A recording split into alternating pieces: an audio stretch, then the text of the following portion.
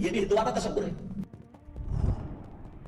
حضرات آپ کو معلوم ہے کہ آج اس خطاب جمعہ ہی میں در حقیقت ایک خطبہ نکاح بھی ادا ہوگا، اور خاص طور پر شادی بیاہ کی جو تقریبات ہیں ان کے ضمن میں جو اصلاحی تحریک ہم نے شروع کی ہے، اور جس کے لیے اس وقت اس ملک میں خاص طور پر صوبہ پنجاب میں خاص موقع پیدا ہو گیا ہے کہ کھانوں پر جو پابندی لگائی گئی تھی ان میں اب 1 ڈش کی حد تک جو ہے وہ اجازت دی گئی ہے۔ تو اس حوالے سے اس میں کچھ اور مزید تجاویز ہیں کہ جو میں چاہتا ہوں کہ ہماری اصلاحی تحریک کے حوالے سے لوگوں کے سامنے آ جائیں۔ ہو سکتا ہے کہ یہ موقع جو ہے اس کے لیے مناسب ہو اور اجتماعی سطح پر کچھ فیصلے اچھے ہو جائیں۔ میں نے ابھی جو آیت مبارکہ عمل کے اس کا ایک حصہ تلاوت کیا ہے، یہ لمبی آیت ہے، آیت نمبر 157 سورہ اعراف۔ اس میں نبی اکرم صلی اللہ علیہ وسلم کی شان میں بات چیزیں بیان ہوئی ہیں۔ یأمر بالمعروف یأمرہم بالمعروف وینہاہم عن المنکر۔ حضور کا ایک کام یہ ہے کہ آپ لوگوں کو حکم دیتے ہیں نیکی کا اور روکتے ہیں بدی سے۔ دوسرا وَيُحَلِّلُ لَهُمُ الطَّيِّبَاتِ وَيُحَرِّمُ عَلَيْهِمُ الْخَبَائِثَ۔ ان پر حلال قرار دیتے ہیں پاکیزہ چیزوں کو اور حرام قرار دیتے ہیں بری چیزوں کو، خبیث چیزوں کو، ناپاک۔ تیسرا فعل وَيَضَعُ عَنْهُمْ إِصْرَهُمْ وَالْأَغْلَالَ الَّتِي كَانَتْ عَلَيْهِمْ۔ اور لوگوں پر جو بوجھ لدے ہوئے ہیں اور جو ان کے گردنوں میں توق پڑے ہوئے ہیں ان سے ان کو آزادی عطا کرتے ہیں۔ یہ نبی اکرم صلی اللہ علیہ وسلم کی شان میں 3 باتیں ہیں جو اس آیت میں آئی ہیں۔ اس کے بعد فرمایا گیا فَالَّذِينَ آمَنُوا بِهِ وَعَزَّرُوهُ وَنَصَرُوهُ وَاتَّبَعُوا النُّورَ الَّذِي أُنزِلَ مَعَهُ أُولَٰئِكَ هُمُ الْمُفْلِحُونَ۔ تو جو لوگ ان پر ایمان لائیں گے، ان کا احترام اور اعزاز کریں گے، ان کی مدد کریں گے، اور جو نور ان کے ساتھ نازل کیا گیا ہے اس کی پیروی کریں گے، تو وہی فلاح پانے والے ہوں گے۔ اللہم ربنا اجعلنا منہم، اللہم ربنا اجعلنا منہم، آمین یا رب العالمین۔ اب جو میں نے 3 چیزیں بیان کی ہیں، اس وقت ان میں سے صرف ایک کے بارے میں مجھے گفتگو کرنی ہے۔ باقی پاکیزہ چیزوں کو حلال کرنا، خبیث چیزوں کو ناپاک کرنا ہمارے علم میں ہے، اس میں کوئی وضاحت کی اس وقت ضرورت نہیں۔ نیکیوں کا حکم دینا، بدی سے روکنا بالکل واضح ہے۔ یہ اسر اور اغلال کیا ہے کہ جن سے نبی اکرم صلی اللہ علیہ وسلم نے نوع انسانی کو نجات دی ہے؟ یہ اسر و اغلال در حقیقت مذہبی اعتبار سے اور سماجی اعتبار سے ایسے بوجھ ہوتے ہیں جو لوگ اپنے اوپر خود لاد لیتے ہیں۔ ایک وہ احکام شریعت ہیں، ان کی پیروی تو لازمی ہے۔ کوئی فوت ہو گیا ہے تو آپ نماز جنازہ پڑھیں گے، اس کی تلفین ہوگی، لیکن یہ کہ اس پر آپ نے تیجا رکھ لیا، 10واں رکھ لیا، 40واں رکھ لیا، برسی رکھ لی، یہ سب آپ نے اپنے اوپر بوجھ لاد لیے۔ یہ خام خواہ کا بوجھ لوگوں کے اوپر، جو دولت والے ہیں ان کو تو کوئی بات نہیں، ان کو تو اپنی دولت کے اظہار کا موقع ملتا ہے، لیکن غریبوں کے لیے بوجھ بن گیا، کسی نہ کسی درجے میں خانہ پوری انہیں کرنی پڑے گی۔ تو یہ جو رسومات و بدعات ہوتی ہیں یہ در حقیقت نوع انسانی کے لیے بوجھ بن جاتے ہیں کہ جن سے نجات دلانا بھی نبی اکرم صلی اللہ علیہ وسلم کا ایک فرض مقصدی تھا۔ اسی طرح کا معاملہ شادی بیاہ کے اندر، سادہ ترین تقریب جو کم سے کم چیزیں کہ جو سنت رسول صلی اللہ علیہ وسلم سے ثابت ہے اور تعامل صحابہ رضی اللہ تعالیٰ عنہ اجمعین سے ثابت ہے، اس پر اکتفا کرنے کی بجائے اس میں نئی تقریبات، ایک دعوت کی بجائے 5 6 دعوتیں ہو رہی ہیں، اور لوگ خرچ کر رہے ہیں، اسراف بھی ہو رہا ہے، تبذیر بھی ہو رہی ہے۔ پھر میں عرض کروں گا دوبارہ، جو کروڑ پتی ہیں ان کے لیے تو یہ اپنی دولت کے اظہار کا موقع ہوتا ہے کہ ہم بڑے دولت مند ہیں۔ غریبوں کے لیے یہ اسر اور اغلال بن جاتے ہیں، انہیں بھی خیال ہوتا ہے میری بھی بچی ہے، میں اس کے ہاتھ بھی لے کر رہا ہوں، وہ کیا سوچے گی فلاں کی شادی ہوئی تھی، کس طرح وہ کوٹھی بقائے دور بنی ہوئی تھی، میرے والد کو اتنی بھی توفیق نہ ہوئی کہ کچھ بجلی کے جو ہے میرے گھر کے اوپر بھی جو ہے وہ چراغ روشن ہو جاتے، وہاں اتنی بڑی دعوت ہوئی تھی لیکن ان کو اتنی بھی توفیق نہ ہوئی کہ انہوں نے کچھ لوگوں کو کھانا کھلا دیا ہوتا۔ لہذا انسان کرتا ہے اور مجبوراً کرتا ہے۔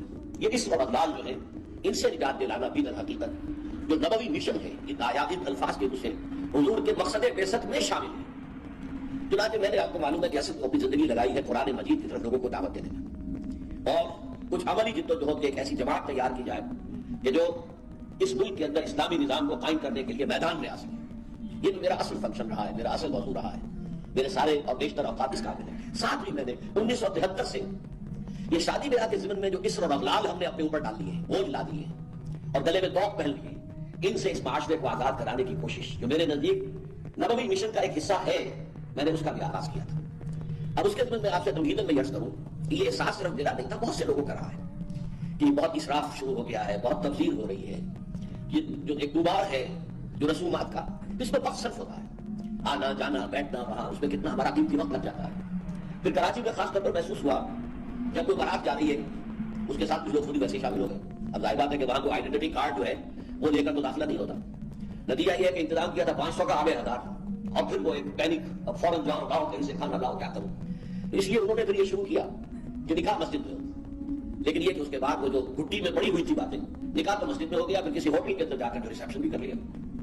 تو گویا کہ وہ انہوں نے صرف اپنے لیے ایک انتظامی سی سہولت پہنچائی تھی، حقیقت میں کوئی بنیادی تبدیلی واقع نہیں ہو سکی۔ لیکن ضیاء الحق صاحب کا ذکر میں خاص طور پر کروں گا کہ انہوں نے اس سلسلے میں کوشش کی تھی، تعداد بھی مقرر کر دی، اس سے زیادہ مہمان نہ ہو اور بھی اس سے زیادہ خرچ نہ ہو، غالباً 5,000 روپے کی کوئی مقدار مقرر کی گئی تھی، اگر میں غلط نہیں مجھے یاد ہے۔ لیکن ہوا کیا اس کا، کیونکہ انہیں اپنی سیاسی مصلحتوں کے تحت وڈیروں کی شادیوں میں شرکت کرنی پڑتی تھی جہاں ہزاروں مہمان ہوتے تھے، وہاں گویا کہ ان کی آرڈیننس کی دھجیاں ان کی نگاہوں کے ساتھ بکھرتی تھی۔ تو ظاہر بات ہے کہ اگر آپ خود شریک ہو رہے ہیں تو آپ کا آرڈیننس ختم ہو گیا، اس سے کوئی نتیجہ حاصل نہیں ہوا۔ تیسری بات یہ ہے، اس میں بڑی اہم ہے، اس کو سوچیے کہ اس کے ذمہ میں دلیل صرف ایک دی جاتی رہی، سادگی ہونی چاہیے، سادگی ہونی چاہیے، کفایت شعاری ہونی چاہیے، کفایت شعاری ہونی چاہیے۔ لیکن یہ لفظ بے معنی ہے۔ سادگی کروڑ پتی کی کچھ اور ہے، لکھ پتی کی کچھ اور ہے، جھگی والے کی کچھ اور ہے۔ سادگی کوئی معنی نہیں ہے، ریلیٹو ٹرم ہے، آربیٹریری ٹرم ہے، اس کے لیے کوئی منصوب معین نہیں ہے۔ لہذا واز اپنی جگہ پر ہوتا تھا اور جو بھی نصیحت، لیکن اس پر عمل کی کوئی شکل نہیں ہوتی تھی۔ اس پر اللہ تعالیٰ نے خصوصی رہنمائی میری فرمائی، میں اللہ کا شکر ادا کرتے ہوئے کہہ رہا ہوں، ہدایت جو بھی ملتی ہے اللہ کی طرف سے ملتی ہے۔ الحمدللہ الذی ہدانا لہذا وما کنا لنہتدی لولا ان ہدانا اللہ۔ کل شکر اور کل سپاس اور کل حمد اور کل ثنا اس اللہ کے لیے جس نے ہمیں ہدایت دی، اور ہم ہرگز ہدایت یافتہ نہ ہو سکتے اگر اللہ ہی ہمیں ہدایت نہ دے۔ وہ ہدایت کیا تھی کہ اصلاح کے عمل کے لیے جو کارنر سٹون چاہیے، بنیاد کا پتھر، وہ مضبوط ہونا چاہیے، اور وہ یہ ہے کہ جو تقریب ثابت ہے سنت رسول سے یا عمل صحابہ سے، اس کو تو مضبوطی سے پکڑ لیا جائے۔ جیسے حدیث میں الفاظ آئے ہیں، عضوا علیہ بالنواجذ، اپنے دانتوں سے پکڑ لو، کچلیوں سے پکڑ لو۔ لیکن جس تقریب کا، جس رسم کا کوئی ثبوت نہ ملے، نہ حضور کے عمل سے نہ صحابہ کے تعامل سے، اس کو پھر پوری بے دردی کے ساتھ اور پوری جرت کے ساتھ، جرت ردانہ کے ساتھ اس کی جڑ کاٹ دینی چاہیے۔ اس میں کمی نہیں، کمی بیشی تو پھر کوئی الفاظ ہو جائے گا، ریلیٹو ٹرم میں کتنی کمی کتنی کمی نہیں، اسے جڑ سے۔ اس چیز کو، اس اصول کو سامنے رکھ کر، اور یہ اصول اس حدیث سے ماخوذ ہے جس میں حضور نے فرمایا تھا کہ میری امت کے 73 فرقے ہو جائیں گے، 72 جہنمی ہوں گے، ان میں سے ایک ہوگا کہ جو جنت میں جائے گا۔ پوچھا گیا کہ وہ کون سا ہوگا؟ فرمایا ما انا علیہ واصحابی، وہ فرقہ یا وہ جماعت یا وہ لوگ جو میرے اور میرے صحابہ کے طرز عمل کی پیروی کریں۔ ان کا نام چاہے ایک نہ ہو، طرز عمل یہ ہو کہ وہ میرے اور میرے صحابہ کی پیروی کریں، اسی پر ماخوذ ہے، اسی پر مبنی ہے۔ تو اس کے ضمن میں ہم نے جو اصلاحات تجویز کی ہیں، اس میں سب سے پہلی اصلاح یہ ہے کہ نکاح مسجد میں ہونا چاہیے۔ یہ بات جو ہے شروع میں لوگوں کو عجیب سی لگی، لیکن جو دلائل میں نے دیے وہ اتنے کنونسنگ تھے کہ الحمدللہ اس کو تو لوگوں نے بہت جلد قبول کر لیا۔ ہمارے لیے سب سے بڑی دلیل کیا ہے؟ یہ حضور کا قولی حکم ہے، اعلنوا ھذا النکاح واجعلوہ فی المساجد، نکاح کا اعلان عام کیا کرو اور مسجدوں میں منعقد کیا کرو۔ یہ جامع ترمذی شریف کی روایت ہے۔ اگرچہ ٹھیک ہے، علماء کا کہنا یہ ہے کہ یہاں جو واجعلوہ جو فعل امر ہے، یہ وجوب کے لیے نہیں ہے، استحباب کے لیے، لازم نہیں ہے۔ امر دونوں طرح کا ہوتا ہے، مستحب ہے، بہتر ہے۔ تو سوال یہ کہ بہتر کو کیوں چھوڑے؟ جس کو محمد رسول اللہ نے بہتر قرار دیا ہو اسے کیوں چھوڑے، کس دلیل سے چھوڑے؟ ہمیں لازم اختیار کرنا چاہیے۔ پھر میں نے عرض کیا حضور کی بیٹیوں کے نکاح مسجد میں ہوئے تو ہمارے ہاں کون ہے وہ چودھری اور وہ سرمایہ دار جو سمجھے کہ میری بیٹی کی تو توہین ہو جائے گی، اس کا نکاح مسجد میں ہو؟ یہ سب باتیں سمجھانے کے لیے ہوتی ہیں۔ حضور کی محبت ہر مسلمان کے دل میں ہے، لیکن کسی نے اگر توجہ دلائی ہی نہیں تو لوگ کیا کریں؟ اس میں علماء کی فیلور ہے سب سے بڑی، اس کی وجہ کیا ہے؟ وجہ یہ ہے کہ ہمارے مولوی عام طور پر کمی کاری ہوتے ہیں، ملازم ہوتے ہیں، دیہات میں تو ان کی حیثیت کمی کاروں سے زیادہ ہوتی ہے۔ وہ چودھریوں سے کیسے کہیں؟ عام شہروں میں بھی مساجد کی جو مینیجنگ کمیٹیز ہوتی ہیں وہ تو سرمایہ داروں پر، لوگوں پر، اونچے لوگوں پر مستحق ہوتی ہے، ان سے کیسے کہیں؟ لہٰذا یہ حدیث جو ہے بیان نہیں کی گئی، حدیث موجود ہے ترمذی شریف کی، اعلنوا ھذا النکاح واجعلوہ فی المساجد۔ میں نے اس حدیث کا حوالہ دیا تو لوگوں کی آنکھیں کھل گئی۔ جب کہا دیکھو اگر فاطمہ الزہرا رضی اللہ تعالی عنہا کا نکاح مسجد میں ہو سکتا ہے تو کس کی بیٹی زیادہ عزت والی ہے؟ حضرت فاطمہ الزہرا رضی اللہ تعالی۔ تیسری بات میں نے اور دی دلیل، اور اس میں غیرت کو ابھارا کہ دیکھو عیسائیوں نے اب تک اپنے چرچ اور اپنے پادری کی یہ عزت برقرار رکھی ہے، ان کی شادی چرچ میں ہوگی، کہیں نہیں ہوگی، پرنس ہو وہی جائے گا۔ اور اس میں مجھے واقعہ یاد آتا ہے، جب شادی ہونے والی تھی پرنس اینڈریو کی، اس کی بیوی کا سارا فرگوسن کا نام تھا، اور وہ ذرا نٹکھٹ قسم کی لڑکی کی عورت تھی پوری، تو اس نے یہ کہا تھا، اس کا بیان آیا تھا، I will not say I am not a timid type of woman, I won't say I will obey him۔ اس سے مجھے معلوم ہوا کہ ان کے نکاح کے اندر یہ قول بھی ہوتا ہے کہ پادری کے سامنے چرچ میں کھڑے ہو کر، کیونکہ ان کے یہاں پردہ نہیں ہے، لڑکا اور لڑکی دونوں آپنے سامنے کھڑے ہو کر حجاب قبول کرتے ہیں، اور لڑکی یہ بھی کہتی ہے کہ میں اس کی تابع داری کروں گی۔ اس نے کہا میں نہیں کہوں گی، یہ کہنا تو پڑا، اس کے بغیر وہ پرنس اینڈریو کی دلہن نہیں بن سکتی تھی، شادی جو ہے وہ دوبارہ چرچ میں ہوئی۔ ہمارا مولوی بیچارہ بغل میں دبا کر وہ رجسٹر اور بیٹا سوکھ رہا ہوتا ہے، بارات تو ابھی آئی نہیں ہے، 2 گھنٹے گزر گئے، بیٹھا ہوا، یہ اس کی حیثیت ملازم ہے۔ یہ وجہ ہے اب جب اس سے بھی حیرت جاگی لوگوں کی، ہاں واقعی بات صحیح ہے، عیسائیوں کے ہاں اگر ابھی تک چرچ کا یہ مقام ہے اور پادری کی عزت ہے۔ چوتھی دلیل میں نے اور دی، دیکھو نکاح سے کیا ہوتا ہے کہ ہمارے اس معاشرے میں ایک نئے خاندان کی بنیاد پڑتی ہے، اس کے لیے دعا کرنا، خیر برکت بھلائی سعادت، یہ اس نکاح کا جز ہوتا ہے۔ لکھتے بھی ہے کہ دعا میں شریک ہو۔ اب ظاہر والے کہ دعا کا ماحول آپ نے باہر جو ہے بڑے قالین بچھا لیے قیمتی، اور ان پر قیمتی صوفے رکھ لیے اور بڑے سنہری قسم کے شامیانے لگا لیے، لیکن وہاں پر ماحول کیا ہوگا؟ سگریٹیں پی رہے ہیں، دعا سگریٹ ہوگا، کہتے لگ رہے ہیں، غیبتیں ہو رہی ہیں، اور یہ کہ کوئی باہر ڈال رہے ہیں، خوش کوئی کر رہے ہیں۔ اس حال میں کوئی شخص جو ہے کونے میں بیٹھے وہ مولوی صاحب جو من من من من کر کے وہ کچھ پڑھتے ہیں، کہتے دعا کر لو، اب دعا کیا خواہ کر لو؟ دعا کے لیے ماحول ہوتا ہے، دل کی آبادی ہوتی ہے، ذہنی اور نفسیاتی تیاری ہوتی ہے، تب دعا ہوتی ہے۔ یہ ماحول ہمارا، اس میں ہم نماز کے لیے جمع ہوئے ہیں، جمعے کے لیے جمع ہوئے ہیں، مسجد ہے، پاک ماحول ہے، لوگ اپنے اپنے حد تک اچھے کپڑے پہن کے آئے ہیں، اور اس کے اندر عطر بھی لگایا ہے، حضور کی سنت ہے یہ، اس طرح جمعے کی تیاری کیا کرو۔ اس ماحول کے اندر کوئی دھواں نہیں ہے سگریٹ کا، کوئی کہتا نہیں ہے، کوئی غیبتیں نہیں ہو رہی ہیں، کوئی بکواس نہیں ہو رہی ہے، یہاں دعا کا ماحول ہے۔ تو یہ چار دلیلیں ایسی تھیں کہ جو قاطع تھیں اور ہے الحمدللہ۔ تو پہلی بات، مسجد کے اندر نکاح کی محفل منعقد کی جائے، اس کے لیے میں سمجھتا ہوں کہ ذرا سی تعلیم اور تلقین اگر ہو جائے، اور اگر حکومت کی سطح پر یہ کام ہو، ابھی تک تو یہ میں انفرادی طور پر ہو چکے ہیں، اس کو 30 برس ہونے کی ضرورت کی ہے، ہماری تحریک کے تحت ہوئی ہے، اگر کہیں یہ سرکاری سطح پر حکومت کی سطح پر ہو جائے تو یقیناً یہ ہے، میں کہتا رہا ہوں کہ برادریوں کے سطح پر فیصلہ کرو چلو، لیکن سرکاری سطح پر ہو جائے تو کیا کہتے ہیں۔ نمبر 2، شادی کے موقع پر لڑکی والوں کی طرف سے کسی دعوت کا کوئی ثبوت نہیں، بلکہ اصل میں تو اصول سمجھ لیجیے، فلسفی کیا ہے، شادی کے معاملے میں لڑکی والوں پر کوئی بوجھ نہیں آنا چاہیے، سارا خرچہ لڑکے کے ذمہ۔ اب آپ غور کیجئے، شادی لڑکے کی ضرورت بھی ہے، لڑکی کی ضرورت بھی ہے، لڑکے کی زندگی بھی نامکمل ہے بیوی کے بغیر، لڑکی کی زندگی بھی نامکمل ہے شوہر کے بغیر، دونوں کی برابر ضرورت ہے، لیکن مرد مہر دیتا ہے اور مہر دیتی ہے، کیوں؟ مرد کی قوامیت، اور یہ علامت ہے کہ مرد طالب ہے، عورت مطلوب ہے، یہ مہر کو قیمت نہیں ہے۔ بعض اللہ بعض نکاح خواہ کہہ دیتے باعوض اتنے مہر کے میں نکاح میں دیتا ہوں، بڑا غلط لفظ ہے، بس مہر کا اعلان کیا جائے اتنا مہر ہے، باعوض نہیں، یہ اس کی قیمت نہیں ہے، کوئی خریداری نہیں ہو رہی ہے، لیکن یہ ہے کہ علامت ہے، ٹوکن ہے۔ ایسا بھی مہر مقرر کیا گیا، کسی کے پاس دینے کو کچھ نہیں تھا، حضور نے فرمایا اچھا اس بیوی کو اتنی صورتیں قرآن کی پڑھا دینا، یہ مہر ہو گیا۔ تو یہ چیز ہے کہ طالب ہے لڑکا اور اس کا گھر آباد ہو رہا ہے، لڑکی کا معاملہ جو ہے وہ اس کے برعکس ہے، اس پر کوئی بوجھ نہیں آنا چاہیے، اس کے ماں باپ نے بال پوس کر تمہارے حوالے کر دی، شرم کرو کہ اس کے بعد تمہیں کچھ مزید چاہیے اسے، اس سے بڑی بات کیا ہے؟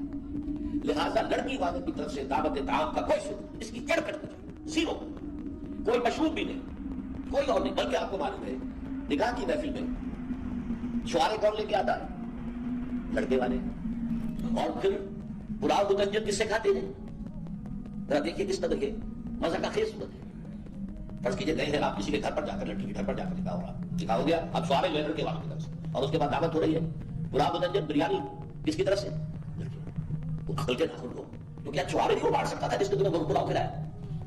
یہ کیوں ہے؟ اس کو سمجھیے، ہمارے گھر دو تہذیبیں گڑبڑ ہو رہی ہیں، ایک اسلامی تہذیب اور اس کا تقاضا، ایک ہماری جو پرانی ہندوانہ تہذیب ہے اس کے اثرات چل رہے ہیں۔ ہماری تہذیب کا یہ ہے کہ لڑکا خرچ کرے گا اور وہ چھوارے لے کر آئے گا، ہندوانہ تہذیب ہے کہ دعوت لڑکی والوں کی طرف سے، یہ ہماری نہیں۔ اور اس کے لیے میں لطیفہ آپ کو سنا دوں، یہ میوات کا علاقہ تھا جہاں سے کہ یہ تبلیغی جماعت شروع ہوئی ہے، بڑا کام کیا انہوں نے، شدھی کی تحریک کیونکہ ہندوؤں نے اسے ٹارگٹ کر لیا تھا اس علاقے میں۔ وہاں حال یہ تھا کہ کبھی کوئی بزرگ کسی کے ایمان لے آئے تھے، تربیت ہوئی نہیں، تعلیم ہوئی نہیں، تو کہنے تو مسلمان تھے، نام بھی آدھے ہندو آدھے مسلمان، نام بھی ایسے ہوتے تھے۔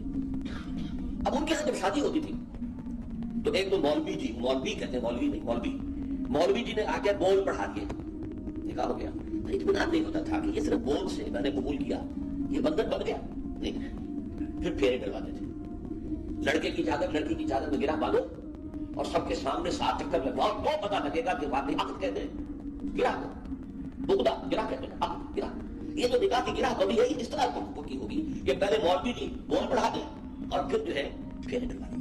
تو ہمارے ہاں یہ چھوارے تو مولوی جی والی تہذیب ہے، اور پھر اس کے بعد دعوت جو ہے یہ ہندوانہ تہذیب، یہ وہ پھیرے ہیں، کوئی ثابت نہیں ہے، اس کی جڑ کاٹی جائے، کمی نہیں جڑ کاٹی۔ پھر میں کہوں گا کمی بیشی جو ہے یہ پھر وہ نیریٹو ڈرٹ ہو جائے، تو جہاں انگلی رکھنے کی جگہ ہوگی وہاں پورا ہاتھ اور پوچھا رکھ دیا جائے، جڑ کاٹی۔ یہ دوسری ہم نے تجویز پیش کی، نتیجہ کیا نکلا؟ ان دو کو جمع کیجیے، لڑکی کے گھر پر کوئی فنکشن ہے ہی نہیں، جانے بہن مسجد میں جمع ہوئے، یہ لڑکے والے بیٹھے ہیں لڑکی والے بیٹھے ہیں دونوں یہاں ان کے یہاں کی خواتین بھی اندر ہوں گی خواتین ہال ہے مسجد میں آئے نکاح ہوا اپنے اپنے گھروں میں جاؤ کوئی اس کا نتیجہ کیا نکلا کہ جسے آپ جنج کہتے ہیں بارات اس کا تصور زیرو ہو گیا اسلام میں بارات کا کوئی تصور سیرا بندی کی کوئی تقریب ہندوانہ تقریب آتی بارات کے لیے عربی میں کوئی لفظ ہی نہیں ہے قرآن و حدیث میں کیا ہوگا عربی میں نہیں ہے کوئی لفظ نہیں یہ خالص عجمی لفظ بارات عجمی ہے ایرانی اس کا اسلام سے تعلق چڑھ کٹ گیا یہ بھی ہندوانہ تصور ہے ہوتا کیا تھا ایک گاؤں سے جا رہے ہیں دوسرے گاؤں سے بیٹی لے کر آنی ہے اور بیٹی کے ساتھ جہیز آنا ہے اور راستے میں ڈاکو جو ہیں وہ لوٹ سکتے ہیں تو یہاں سے جتھا لے کے جانا ہوگا لہٰذا وہ جتھا بندی کر کے بارات جا رہی ہے اب وہ جا کر جنج گھر تو بنے ہوئے ہیں وہاں پر ٹھہر رہی 2 دن 3 دن عیش کر رہے ہیں چھڑے اڑا رہے لڑکی والوں کے پیسے پر پھر وہ مال غنیمت سے لگے کھلے واپس آ گئے لہٰذا وہ جتھا حفاظت کرتا ہے یہ سارا ہندوؤں کا تصور ہے اسلام سے کوئی بات نہیں تو نمبر 1 نکاح مسجد میں نمبر 2 کوئی دعوت کام ہی نہیں کوئی بھی نہیں